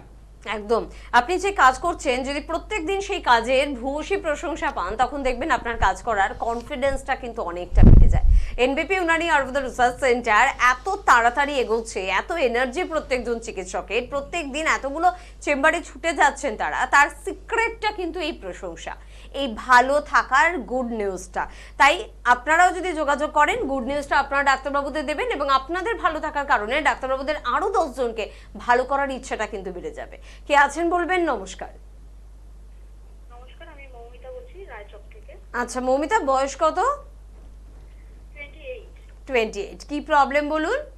প্রবলেম হচ্ছে আমার এই রাত্রিবেলায় না কিছুতেই ঘুম হতে চাইছে না, মানে সারাদিনে তো কখনো ঘুমের টাইম হয় না, রাত্রিবেলায় একটা টাইম। আচ্ছা, তো সেটাও মানে 2 বেজে যাচ্ছে, 3 বেজে যাচ্ছে, তাও আমার কিছুতেই ঘুম আসছে না। কখন ঘুমোতে যাচ্ছেন তাহলে? হ্যাঁ স্যার, ঘুমটা আসছে কখন তাহলে? ঘুম যদি খুব কষ্ট করে আসেও তারপর আবার মানে হট করে ঘুমটা ভেঙে যাচ্ছে। মানে সারাদিন ঘুমোচ্ছেন না বলতে গেলে? না, সারাদিন তো অফিসে থাকি, তখন আর কোথায় ঘুমাবো। আচ্ছা, মানে ওয়ার্কিং টাইমটা কটা থেকে কটা? ওয়ার্কিং টাইম বলতে ওই 10টা থেকে মোটামুটি আমার 9টা অবধি হয়। 10টা থেকে 9টা। সকালবেলা ওঠেন কটায়? সকালবেলা ওই ঘুম না থাকলে তো উঠে যাই, ঘুম না ভাঙলে এমনি উঠে যাই। আমার এমনিতেই সকালবেলা মোটামুটি টাইমটা বলুন। মোটামুটি 6টা থেকে 7টা।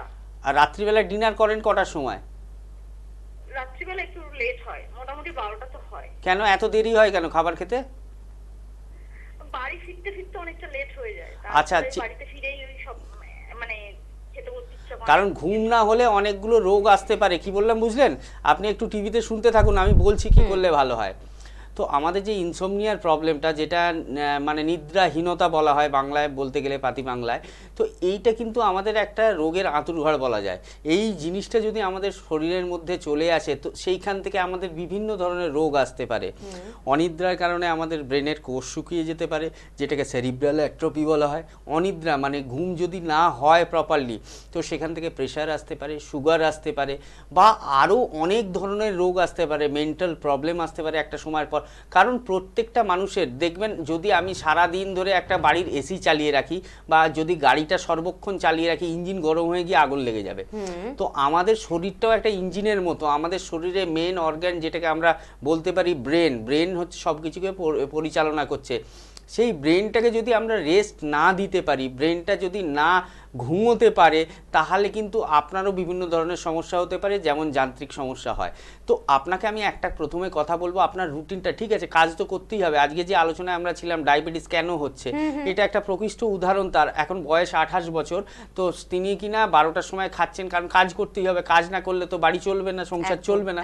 তো সেইটা কি হচ্ছে, রাত্রির 12টায় তার ডিনার হচ্ছে, শুতে শুতে 2টো 3টে, আর উনি উঠে পড়ছেন কটায়? 7টায়, আবার বলছেন খুব পাতলা ঘুম। তো ওনার তো এমনি শরীর খারাপ হয়ে যাবে, কি করে কাজ করবেন এতক্ষণ ধরে? আপনাকে আমি বলবো আয়ুর্বেদের হাত ধরুন। আয়ুর্বেদের মধ্যে এমন কিছু মেডিসিন রয়েছে, এমন কিছু ম্যাজিক রয়েছে, যেটার মাধ্যমে কিন্তু এই জিনিসটাকে আপনি কাটিয়ে উঠতে পারবেন। রায়চক থেকে ফোন করেছিলেন, আমাদের দক্ষিণে আমাদের চেম্বার রয়েছে আমতলায়, আপনি নিশ্চয়ই জানবেন আমতলায় একটা সময় করে প্রত্যেক বৃহস্পতিবার ডক্টর শর্মা আমাদের ডাইরেক্টর ওই চেম্বারে থাকেন। একটু কষ্ট করে একটা দিন ছুটি নিয়ে কর্মক্ষেত্রে আপনি একটা যে কোনো বৃহস্পতিবার এসে দেখিয়ে যান। ডাক্তারবাবু যেভাবে বলবে, যে মেডিসিনগুলো দেবে, আরও এর সাথে কিছু আনুষঙ্গিক নিয়ম বলে দেবে, কি কি খাওয়া দরকার, কি কি খাবেন না, যেটা আমাদের নিদান পরিমার্জন বলে। মানে আয়ুর্বেদের মতে আছে, আমার একটা রোগ হলে আমরা কি কি খাবো, কি কি খাবো না, এবং কি কি কাজ করব, কি কি কাজ করব না, সেগুলো সব বুঝিয়ে দেবে। তার সাথে কিছু মেডিসিন দেবে, সেগুলো খান। আমি বলছি, আপনার যে অনিদ্রার সমস্যাটা, আপনি কেন, এরকম বহু মানুষ রয়েছেন যারা আজকের প্রোগ্রামটা দেখছেন, অনেকে অনলাইনে দেখছেন। আমরা তো চ্যানেল ভিশনের প্রোগ্রাম থেকে আমরা বাংলাদেশেও বুকিং পাই, বাংলাদেশে বহু পেশেন্ট আমাদের অনলাইনে প্রোগ্রাম দেখেন। সামনেই ডাক্তারবাবুরা বাংলাদেশ যাচ্ছেন 28 এবং 29 তারিখে। তো যারা বাংলাদেশে দেখাতে চাইছেন তারাও কিন্তু অবশ্যই যোগাযোগ করবেন। আর আপনাকে আমি বলবো, দেখুন নিচে 2টো হেল্পলাইন নাম্বার যাচ্ছে, একটা 27 লাস্টে, একটা 37। তো এর মধ্যে যে কোনো একটা নাম্বারে ফোন করে একটা বুকিং নিয়ে যে কোনো একটা বৃহস্পতিবার একটু এসে দেখিয়ে যান। আপনার যে সমস্যাটা দেখবেন 2 থেকে 4 মাসের মধ্যে একদম ঠিক হয়ে যাবে। একদম। পরের বন্ধু কে আছেন? নমস্কার। নমস্কার। হ্যাঁ বলুন, কে বলছেন? মেদিনীপুর থেকে বলতেছি। আমার মায়ের বিষয়ে একটু কথা। মায়ের বয়স কত? মায়ের বয়স হচ্ছে 48-50। আচ্ছা, কি প্রবলেম হচ্ছে 48 বছর বয়সে? প্রবলেম বলতে এই পা, মানে ডান পায়ের মানে কোমর থেকে ডান পাটা প্রচুর যন্ত্রণা, মানে এমনকি বসতেও পারছেনি, হাঁটু মুড়ে বসতে পারছে না। আচ্ছা, কোনো ডাক্তার দেখিয়েছেন, মেডিসিন খান উনি? হ্যাঁ, এখানে সামনে আমাদের এখানে গ্রামীণ ডাক্তার দেখানো হয়েছে, আচ্ছা। তারপরে মেদিনীপুর যে মেডিকেল কলেজ হাসপাতাল ওইখানে দেখানো হয়েছে। ওকে, আচ্ছা, ডাক্তারবাবু বলছেন। মায়ের হাঁটুতে ফোলা কিছু রয়েছে? খোলা আছে, আর হচ্ছে পায়ে মানে হাঁটুর ওপরে নিচে একটু চাপ দিলে আঙুল দিয়ে ভিতরের দিকে ঢুকে যায়। ব্যথাটা কতদিন হচ্ছে মায়ের? হ্যাঁ, হয়ে গেল 1 বছর মতো। আচ্ছা, আরো কতদিন এই ব্যথা নিয়ে থাকতে চাইছেন? ব্যথা ওষুধ তো খাচ্ছে সামনে, তো প্রথমে ওষুধ সামনে তো ওইটা তো একটা ব্যথার ওষুধ খেলে ব্যথা কমবে আবার বেড়ে যাবে পরে। একটা পার্মানেন্ট সলিউশন তো লাগবে নাকি? নাকি ঘুরে বেড়াবেন, বিভিন্ন পৃথিবীর জায়গায় ঘুরে বেড়াবেন, দেখি খাই কীরকম লাগে, একটু কমে গেল, ভালো লাগলো, আবার বেড়ে গেল? এটা তো একদমই ঠিক না, কারণ ওনার তো বয়স শুনতে হচ্ছে, থাকো। বয়সের একটা পরে তো একটা সমস্যা আসবে। 48 বছর বয়স, 48-50 বললেন প্রায় বয়স, তো যখন ওনার আরও 5 বছর 10 বছর বাড়বে, এই যে 1 বছর ধরে খাচ্ছেন, এরপরে 2 বছর হবে, 5 বছর হবে, ব্যথার ওষুধটা তো সাইড এফেক্ট তো জানেন আপনারা। আমরা বহুবার টিভি প্রোগ্রামে বলি কি ব্যথার ওষুধ খেলে কি কি হতে পারে। কেন আমরা ওইখানে যাব? আপনারা এমার্জেন্সি আছে, আপনার কোনো যেখানে আপনার অপারেশন করতেই হবে সেখানে আপনারা যান, সেখানে মডার্ন মেডিসিনের হাত ধরুন, সেখানে আমাদের কাছে কোনো রাস্তা নেই। কিন্তু যারা এই ধরনের ব্যথার রোগে ভুগছেন, শ্বাসকষ্টের রোগে ভুগছেন, তারা কিন্তু আমি বলবো, যারা ক্রনিক রোগে এরকম রোগে ভুগছেন, স্কিনের রোগ, ankylosing spondylitis, MND motor neuron disease, myopathy, muscular dystrophy, তো সিপি চাইল্ডের মতো আমি পেশেন্ট পেয়েছি যারা এখন অনেক ভালো আছে আগের থেকে। তো অবশ্যই আয়ুর্বেদে যোগাযোগ করুন। আপনি মিদনাপুর থেকে ফোন করেছিলেন, মিদনাপুরে আমাদের 4 জায়গায় চেম্বার রয়েছে, একটা খড়গপুর রয়েছে, একটা হেডিয়া রয়েছে, একটা হলদিয়া রয়েছে এবং একটা মেছেদা রয়েছে। যে চেম্বারটা আপনার নিয়ারেস্ট মনে হবে আপনি একটু যোগাযোগ করুন মাকে নিয়ে, দেখবেন আর কোথাও দৌড়াতে হবে না। আর এই প্রোগ্রামেই আপনি আর দেখবেন 2 মাস বা 3 মাস পরে ফোন করে বলবেন না ডাক্তারবাবু এবার ভালো আছি, আর একদম সুস্থ হয়ে যাবেন উইদাউট পেন কিলার বা ব্যথার ওষুধ। একদম। আর চট করে আমাদের বন্ধুদের জন্য বলে রাখবো যে 9830235527 বা 37 এই দুটি নাম্বার মোবাইলে সেভ করুন, ফোন করুন এবং কথা বলুন। তার পাশাপাশি বলবো যে সংস্থার ডিরেক্টর বি শর্মাকে মধ্যমগ্রামে কিন্তু সোমবার করে আপনারা পাচ্ছেন, শিবপুরে মঙ্গলবার কিন্তু ওনাকে পেয়ে যাচ্ছেন এবং বুধবার কিন্তু হাওড়ার বাল্টিগুড়িতে পাচ্ছেন এবং শোভাবাজার চেম্বার যাদের সুবিধা তারা কিন্তু নিশ্চয়ই যোগাযোগ করছেন। বৃহস্পতিবার করে দক্ষিণ 24 পরগনার বন্ধুরা আমতলা চেম্বারে যোগাযোগ করুন, শুক্রবার করে ওনাকে কিন্তু বেলুড়ে পেয়ে যাচ্ছেন, শনিবার করে খিদিরপুরে পাচ্ছেন, রবিবার করে কিন্তু ওনাকে ল্যান্সটাউন চেম্বারে পাচ্ছেন। ম্যাডামকেও কিন্তু আপনারা পেয়ে যাচ্ছেন কলকাতার বিভিন্ন চেম্বারে, অর্থাৎ ডক্টর এন ভট্টাচার্য মধ্যমগ্রামে পাচ্ছেন শুক্রবার করে, মঙ্গলবার পাচ্ছেন ল্যান্সটাউনে এবং সোমবার পাচ্ছেন বেলুড় চেম্বারে। অবশ্যই ডক্টর এস ঘোষালকে ল্যান্সটাউনে পেয়ে যাচ্ছেন কিন্তু বৃহস্পতিবারের চেম্বারে। এবং তার পাশাপাশি একটু জেলার কথাও বলে রাখি, ম্যাডামকে অর্থাৎ ডক্টর এন ভট্টাচার্যকে কিন্তু আপনারা মেচেদা, বর্ধমান, আসানসোল, বাঁকুড়া, দুর্গাপুর, বোলপুর, খড়গপুর, আগরতলা, জামশেদপুর এই গুরুত্বপূর্ণ চেম্বারগুলোতে কিন্তু পেয়ে যাচ্ছেন। তার জন্য যোগাযোগ করবেন, ফোন করবেন, নাম লেখাবেন। ডক্টর এ হালদারকে কিন্তু আপনারা হেরিয়া, বহরমপুর, দিল্লি, কৃষ্ণনগর, হলদিয়া এবং আরামবাগ চেম্বারে কিন্তু পাচ্ছেন। দিল্লির চেম্বার কিন্তু একদম সামনেই, একটু ফোন করে যোগাযোগ করে নেবেন। এবং ডক্টর এস ঘোষালকে কিন্তু রায়গঞ্জ, শিলিগুড়ি, কোচবিহার, মালদা, শিলচর এবং গুয়াহাটি চেম্বারে কিন্তু পাচ্ছেন। পাশাপাশি ভুলে যাবেন না বাংলাদেশের কথা। বাংলাদেশ সত্যি কথা বলতে সোশ্যাল সাইটের অনুষ্ঠান হোক বা আমাদের টিভি মিডিয়ার অনুষ্ঠান হোক, বাংলাদেশে এই বার্তাটা পৌঁছে দেওয়ার প্রয়োজনীয়তা কিন্তু রয়েছে যে এনবিপি Unani Ayurveda research centre already বাংলাদেশের চেম্বার কিন্তু স্টার্ট করে দিয়েছে। প্রথম চেম্বারটি একেবারে প্রচুর মানুষের ভিড় ছিল, প্রচুর মানুষ যোগাযোগ করেছেন, সফলতার একেবারে শীর্ষে প্রথম দিনের চেম্বারে কিন্তু পৌঁছে গিয়েছেন এনবিপি। এবং দ্বিতীয় চেম্বারটি কিন্তু রয়েছে 28 তারিখ, এ মাসের 28 তারিখে।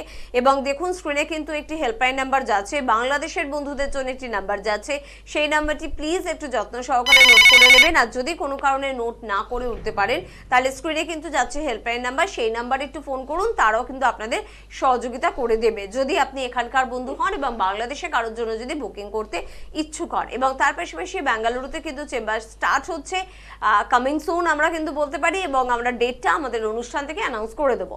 কে আছেন বলবেন? নমস্কার। হ্যাঁ নমস্কার ম্যাম। কোথা থেকে বলছেন? হ্যাঁ আমি কল্যাণী থেকে বলছি। কল্যাণী থেকে, বলুন কি প্রবলেম হচ্ছে? বলছি খুব অ্যাসিডিটির প্রবলেম হয় আর কি।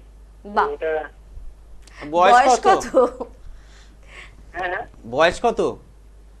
বয়স হচ্ছে 23। তো এই বয়সে যদি এখন অ্যাসিডিটির প্রবলেম হয় তাহলে বয়স বাড়লে কি হবে আপনার? খুব অ্যাসিডিটি হচ্ছে। কতদিন ধরে হচ্ছে আপনি খেয়াল করেছেন? তবু প্রায় বছর 2। বছর 2-1 তো মানে গলা বুক জ্বালা করে না এমনি গলা বুক জ্বালা করে না শুধু অ্যাসিড থাকে? গলা জ্বালা করে বলতে মাঝে মধ্যে খুব জ্বালা করে, আর তখন হচ্ছে আপনার হচ্ছে যে আচ্ছা, তেল ঝাল মশলা এগুলো বেশি খান না কম খান, মোটামুটি খান? না, একটু বেশি খাওয়া হয়। ওই তেল ঝাল মশলাটা কমাতে হবে। আর খাওয়ার সময়টা কি ঠিকঠাক রয়েছে? সকালের খাওয়ার সময় সকালে, দুপুরে, রাত্রে এগুলো ঠিকঠাক আছে না ওটাও গন্ডগোল আছে? না, ওটাও গন্ডগোল আছে। তো ভালো হয়েছে তো, তাহলে তো অ্যাসিড তো হবেই, অ্যাসিডের তো কোনো ক্ষতি নেই। আপনি প্রোগ্রামটা ভালোভাবে শুনুন, আপনার প্রশ্নের উত্তর দিয়ে দিচ্ছি আমি। তো এই ধরনের প্রবলেম বহু মানুষের ক্ষেত্রেই রয়েছে। এই যে গ্যাস অম্বলের সমস্যা, ইনি নিজে কনফেস করছেন, কারণ এটা তো কনফেস করতেই হবে। একটা ডাক্তারের কাছে যদি আমি সত্যিটা না বলি, ডাক্তারবাবু কিছু বুঝবে না, আর পেশেন্টেরও আলটিমেট কোনো ট্রিটমেন্ট হবে না। এই যে উনি বললেন কি আমি তেল ঝাল মশলাটা একটু বেশি খাই, তেল ঝাল মশলাটা কম খেতে হবে। তেল ঝাল মশলা খেতে কাউকে বারণ করা হচ্ছে না, কিন্তু পর্যাপ্ত পরিমাণে মাসে 1বার বা 2বার বা 3বার বা 4বার সেটা বেশি খাওয়া যায়। কিন্তু রোজ যদি তেল ঝাল মশলাটা আমি বেশি খাই, সেখানে কি হয়, আমাদের লিভারের ওপর চাপ পড়ে, এসজিপিটি, এসজিওটি, অ্যালকালাইন ফসফেট এগুলো বাড়ে, সেইটাকে আমাদের হজম করতে কষ্ট হয়। যখনই হজমের সমস্যা আসবে, আমি বারবার বলছি আপনার মতো পেশেন্টের ক্ষেত্রে নয়, এরকম বহু পেশেন্ট রয়েছেন যারা প্রোগ্রাম প্রতিদিনই দেখেন, তাদের সমস্যা রয়েছে। কিছু কথা আমরা বলে দিই টিভির মাধ্যমে, যেমন দইয়ের ঘোলের কথা আমরা বারবারই বলি। দইয়ের ঘোল করে খাবেন, তাতে 1 চিমটে বা 1 চামচ ছোট চামচের জিরা দিয়ে দেবেন, সেটাকে ভালোভাবে ফেটিয়ে খাবেন। তাহলে কি দেখবেন আমাদের এইটা কি হচ্ছে যে গ্যাসের প্রবলেমটা সেটা কম থাকবে। কারণ দইয়ের ঘোলটা কি করছে আর জিরেটি কি করছে, আমাদের যে অগ্নিটা রয়েছে, আমাদের যে ডাইজেস্টিভ পাওয়ারটা রয়েছে সেটাকে বাড়ায়। কিন্তু তারপরেও আপনাকে তেল ঝাল মশলা কম খেতে হবে, আপনাকে সময় মতো খাবারটা খেতে হবে, পেট খালি দিলে হবে না। কারণ শরীর হচ্ছে একটা বায়োলজিক্যাল ক্লক। আমাদের বাড়িতে যেমন ঘড়ি রয়েছে এমনি ক্লক, যে 1টা বাজলে বোঝা যায়, 2টো বাজলে বোঝা যায়, 3টে বাজলে, সেরকম শরীরও একটা বায়োলজিক্যাল ক্লক। সকালবেলা উঠে আমরা যদি না এতে যাই, মানে বাথরুমে যাই, তাহলে আমাদের সেই বায়োলজিক্যাল ক্লকটা ব্রেক হবে এবং শরীরের সমস্যা আসবে। সকালবেলা ব্রেকফাস্টের টাইমে যদি আমরা ব্রেকফাস্টটা না করি, শরীর কিন্তু ঘন্টা দেবে কি খিদে পেয়েছে, সকালে টিফিনের সময় এসছে, কিন্তু আমাদের কি হাতে কাজ রয়েছে, ব্যস্ততা রয়েছে, বা দেরি হয়ে গেছে, আজকে আমি ব্রেকফাস্টটা করলাম না, অফিসে চলে গেলাম বা বেরিয়ে গেলাম কাজে, খাওয়া হলো কি হলো না, সেই দুপুর 2-3টের সময় খেলাম। তাহলে কি হচ্ছে, আমাদের শরীরের মধ্যে যে বায়োলজিক্যাল ক্লক আছে ওই সিস্টেমটা ব্রেক করে যাচ্ছে। তখনই কি হচ্ছে, এই ধরনের প্রবলেমগুলো আসছে, গ্যাস অম্বলের সমস্যা, গলা বুক জ্বলা, বা আপনার পায়খানা পরিষ্কার হবে না। এবং এই যদি পেটের রোগ একবার ধরে যায়, তার থেকে বিভিন্ন সমস্যা, অনেকের আমের সমস্যা চলে আসে, যেটাকে অ্যামিবিয়াসিস বলে, তল পেটে ব্যথা করে, কামড়ে ধরে অনেকের। এবং কি এই যে হজমের প্রবলেম, সেখান থেকে কি হতে পারে, রিউমাটয়েড আর্থ্রাইটিস, যেটা নিয়ে একটু আগে বললাম, এই ধরনের রোগ বা অন্যান্য অনেক ধরনের রোগ হতে পারে। আপনি একটু আমাদের সাথে যোগাযোগ করে নেবেন, অবশ্যই দেখবেন ভালো থাকবেন। আর একটা রোগের সম্বন্ধে আমি ছোট্ট 2-1টা কথা বলে দিই, কারণ অনেক পেশেন্টের আমার কাছে রিকোয়েস্ট আছে, ডাক্তার আপনারা প্রোগ্রাম করছেন, গল স্টোন নিয়ে প্রোগ্রাম ভুলে গেছেন। তো আমি সেই পেশেন্টের জন্যই বলছি, বা সেই সমস্ত পেশেন্ট যারা আমাদের বিভিন্ন জায়গায় গল স্টোন নিয়ে ট্রিটমেন্ট করাচ্ছেন, প্রত্যেকের বলছি গল স্টোনের কিন্তু ট্রিটমেন্ট আছে। গল ব্লাডার স্টোন কিন্তু বাইরে বেরোবে না, যেমন কিডনি স্টোনটা বেরোনোর রাস্তা রয়েছে, কি ইউরেথ্রার মাধ্যমে বাইরে আসবে, আমাদের ইউরেটার হয়ে কি ইউরিনারি ব্লাডার হয়ে ইউরেথ্রার মাধ্যমে বাইরে আসবে, গল স্টোন বাইরে আসবে না। গল স্টোনকে গলিয়ে দেওয়া হয়। আমাদের যে পিত্তথলিটা রয়েছে, যেটাকে গল ব্লাডার বলা হয়, তার মধ্যে স্টোনগুলো যখন তৈরি হয়, তখন কি হয়, আমরা এমন ধরনের কিছু মেডিসিন দিই। অনেকের দেখবেন রিপোর্টে আছে কোলেস্টেরোসিস, জিবি কোলেস্টেরোসিস, মানে গল ব্লাডারে কোলেস্টেরোসিস হচ্ছে, কোলেস্ট্রল ডিপোজিশন হচ্ছে। কোলেস্ট্রল যখন ডিপোজিশন হয়, সেগুলো আস্তে আস্তে ধীরে ধীরে জমতেই কিন্তু আমাদের স্টোনটা তৈরি হয়। তো যারা এই ধরনের গল স্টোনের প্রবলেমে ভুগছেন, যাদেরকে অপারেশন সাজেস্ট করতে বলা হয়েছে, তারা, আমি বলছি, উইদাউট অপারেশন স্টোনের ট্রিটমেন্ট কিন্তু আয়ুর্বেদে খুব ভালো রয়েছে। এমন কিছু হার্বস রয়েছে যেটা এই ধরনের গল ব্লাডারের স্টোনকে কিন্তু গলিয়ে দিতে পারে এবং গল ব্লাডারের স্টোনকে ঠিক করতে পারে। তো যারা এই ধরনের সমস্যায় ভুগছেন, গল স্টোন কেন, আমি আজকে একটু গল স্টোন টাচ করলাম, কিডনি স্টোন রয়েছে, বা আপনার অন্যান্য যে সমস্যাগুলো আমি একটু আগে বললাম, স্কিনের সমস্যা হোক, ব্যথার সমস্যা হোক, চোখের সমস্যা হোক, কিডনির সমস্যা হোক, ক্রনিক কিডনি ডিজিজ, মায়োপ্যাথি, মাসেলের সমস্যা, তারা অবশ্যই যোগাযোগ করুন, সময় নষ্ট করবেন না। আপনারা দেখছেন ট্রিটমেন্ট করছেন, কিন্তু আপনার রোজ ডিটোরিয়েশন হচ্ছে, কোনো উন্নতি হচ্ছে না, তাহলে সেখানে কেন পড়ে থাকবেন? যেখানে এলে উন্নতি হবে। আর এটা তো লাইফ টাইম ট্রিটমেন্ট না, সারা জীবন করে যেতে হবে। আপনি নিজেই বুঝতে পারবেন 2 মাস পরে আপনি ভালো আছেন। তো তাদের জন্য বলবো, আয়ুর্বেদের হাত ধরুন, এনবিপির হাত ধরুন, অবশ্যই ভালো থাকবেন। একদম। রাস্তাঘাটে প্রচুর আলোচনা শুনবেন, প্রচুর শুভাকাঙ্ক্ষী আপনার রয়েছে। গল ব্লাডার স্টোন হয়েছে, আপনি কথাটা একবার বলবেন, চারদিক থেকে আওয়াজ আসবে অপারেশন করে নিন ভালো হয়ে যাবেন, কিন্তু সত্যি অপারেশন করেই কি গলব্লাডার স্টোনের থেকে আপনি নিশ্চিতি পেতে পারেন? কারণ গলব্লাডার স্টোনে যদি আমাদের পিত্তথলিটা কি বাদ দিয়ে দেওয়া হয়, তার মানে পিত্তথলির আমাদের কোনো প্রয়োজন নেই, তার কোনো ফাংশন নেই। এই পিত্তথলিকে কিন্তু বাঁচাচ্ছে এনবিপি ইউনানি আয়ুর্বেদ রিসার্চ সেন্টার, কারণ প্রত্যেকটি অর্গানের গুরুত্ব আছে বলেই ভগবান বোধহয় সেটা আমাদের শরীরে রেখেছেন। তো তাকে কেন বাদ দেবো? এত বড় দুঃসাহস কি করে আমাদের হতে পারে? এবং তার পাশাপাশি কিডনিতে স্টোন হোক বা আপনার টিউমারের মতো সমস্যা হোক, সিস্ট হোক বা পলিপ হোক, এই সব কিছুর জন্য তো অপারেশন ছাড়া আমরা ভালো হতে পারি। একদম একদম সবগুলোরই অপারেশন ছাড়া ভালো হয় এবং আয়ুর্বেদের খুব ভালো ট্রিটমেন্ট রয়েছে। আমরা পরবর্তী একটি এপিসোডে অবশ্যই কিন্তু এই স্টোন নিয়ে বা টিউমার নিয়ে, সিস্ট নিয়ে, পলিপ নিয়ে আলোচনা করব, কারণ এই সমস্যাগুলো কিন্তু এখন হু হু করে বাড়ছে। যদিও আজকে হাতে সময় একদম নেই, অনুষ্ঠান থেকে বিদায় নেব। ধন্যবাদ জানাবো আপনাদের, ধন্যবাদ জানাবো ডাক্তারবাবুকে। প্রত্যেকে ভালো থাকবেন, সুস্থ থাকবেন, নমস্কার।